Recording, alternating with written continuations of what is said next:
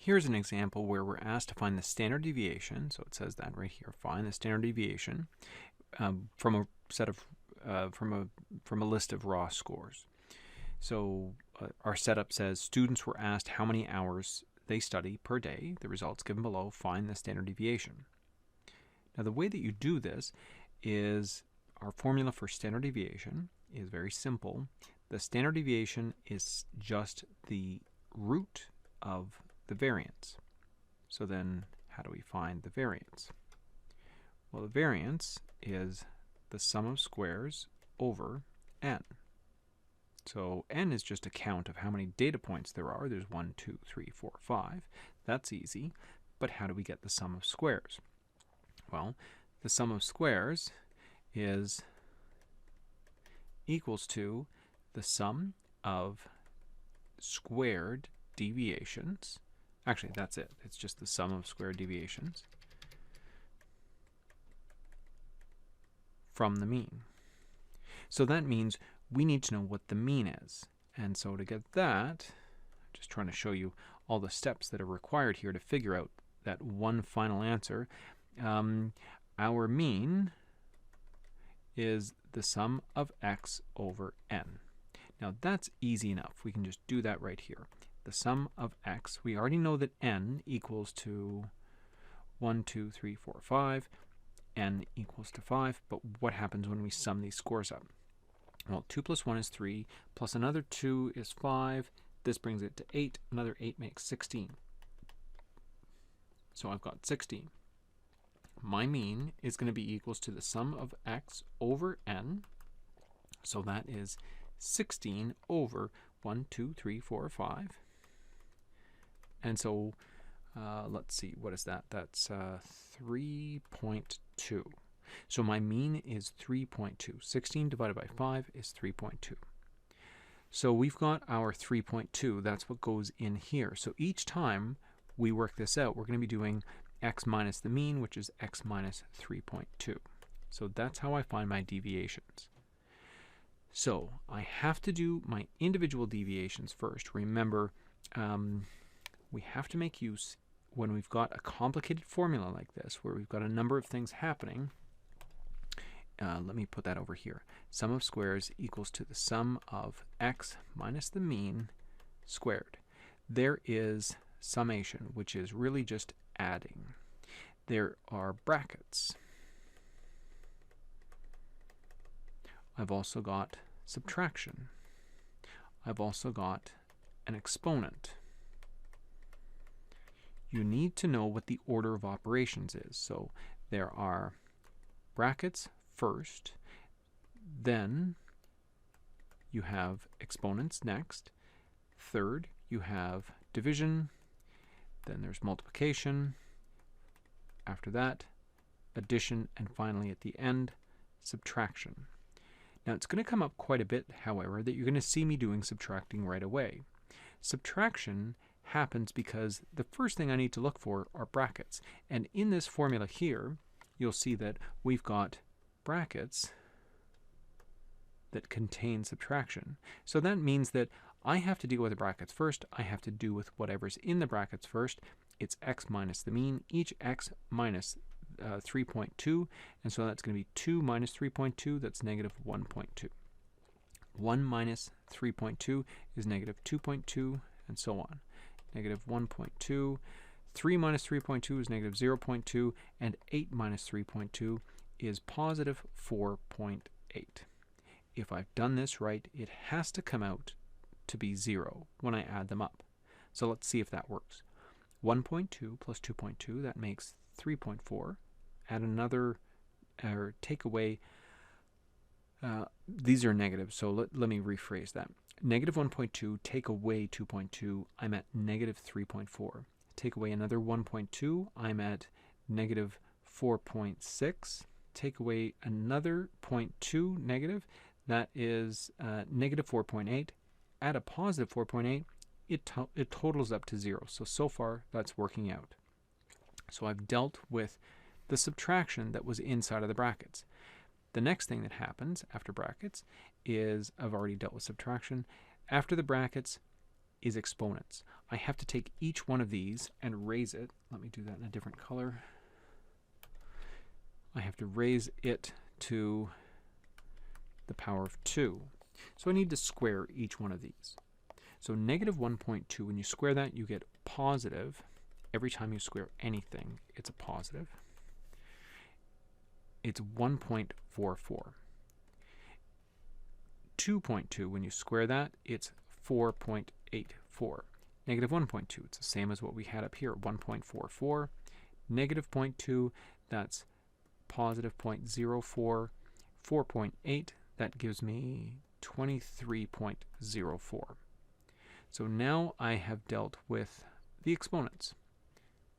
The only thing left, there's no division here, there's no multiplication, the only thing left is addition. So I'm now going to add that column up. That's going to give me my sum of squared deviations, my sum of squares. And when you add up this column here, it comes out to be 30.8. So we found the mean, we found our sum of squares. Now we can put the sum of squares here into this formula for the variance.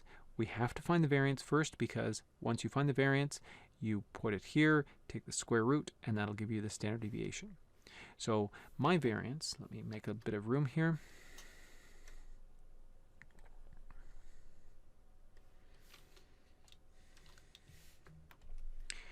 My variance is the sum of squares over n. The sum of squares we just worked out is 30.8. We know that n is 5. We have 5 observations. So our variance comes out to be 6.16. But they didn't ask for the variance. They asked us for the standard deviation. So we have to take the root of this value. Now, why would we want to do that? Why would we want the standard deviation? Well, think about what it is that we're looking at here. Students were asked how many hours they study per day. So these are a measure of hours. What is this? 6.16. What does that mean? Well, this is a measure of variation. It means that there is some variation. It's not a 0. But in reality, what this means is this. 6.16 is measured as hours squared.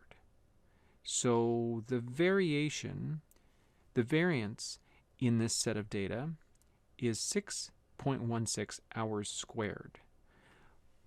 What does that mean? That's not the sort of thing you would ever try to express to someone, a squared quantity. It really isn't an easily understood idea. Instead, what we would like to talk about is the average or the standard deviation. On average, how close are people to the average? So if the average amount of hours spent studying per day is 3.2, so about 3 hours and a few minutes, how close is each individual to that value? Are they clustered tightly around that, or are they all over the place? That's not what the variance tells us. In order to get that kind of a measure, we have to work out the standard deviation. The standard deviation is just the root of the variance. So it's going to be the root of 6.16. That comes out to be how much? 2.48. Now this is easier to understand. This is not measured in squared hours. This is just measured in hours. And what it's telling us is that if the average is 3.2 hours spent studying per day, most people are within about 2.5 hours of that figure. So that tells us that some people are spending almost no time per day. Here, we've got somebody who has only an hour. Other people are spending almost double that, like 3.2 plus another 2.5. That brings me up quite a bit larger. Now, there's somebody that's spending quite a lot more hours, 8 hours. That's more than double 3.2. But the standard deviation doesn't tell us any kind of limits. It just says typically how close are people to the average. Look at our deviations. We've got people that are within about 1 hour, 2 hours, 1 hour, less than an hour, more than 4 hours, almost 5 hours. But on average, somewhere between being within 0.2 hours all the way up to being close to 4.8 hours, somewhere in that amount of hours that you are away from the mean, somewhere near the middle is 2.48 hours. That's what the standard deviation is doing. It's telling us if these are the size, if these are the deviations from the mean. Some people are within about 5 hours, some people are within about 0.2 hours, then typically people are around 2.5 hours away from this average. That tells us how clustered around this central tendency we can expect the data points to be. So that's how I check my standard deviation. I have a look at the standard deviation, then I look at my list of deviations, and I decide, did I do the math right? Does it look like this number here is about an average of the size of these numbers? It's not actually going to be the proper average of 1.2 plus 2.2 and so on. It's just going to be around the average. Because remember, we didn't just add up these numbers and divide by 5. We squared these numbers, and then we took the square root of our result. So it's not quite the same. But this should be, this answer for the standard deviation should be close to the average of these values here. That's how you can check your math. So that's my answer. Standard deviation is 2.48 hours.